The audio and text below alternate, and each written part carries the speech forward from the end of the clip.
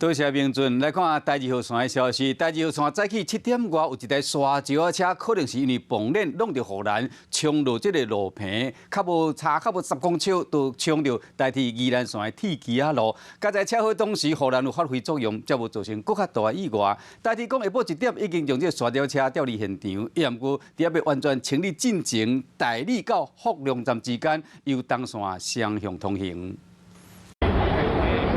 沙石车规台变过，弄破路边的护栏、厝内边坡，而且车后现场的下骹就是代替宜兰线铁旗路伫台里到福隆之间。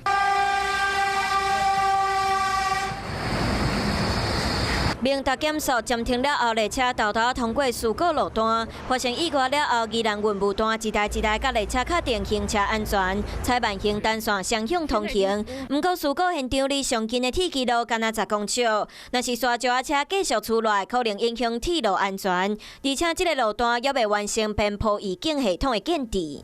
今天发生的路段，在相关的评估上面来讲，还没有那么大立即性的危险。现场单位回报是没有滑落的危险，因为它刚好卡在它那个公路的驳坎那边。相关单位嘛，赶到现场监控指挥交通。这件车祸发生伫透早7点48分的台二线，所以意外造成代替的电线落来。经医驾驶讲，敢若是倒边的前链崩链造成车辆失控，当时车顶阁有在刷石，好加在有护栏。 行走阻挡，减少弄到的力量，伊家己敢拿着轻伤。护栏的它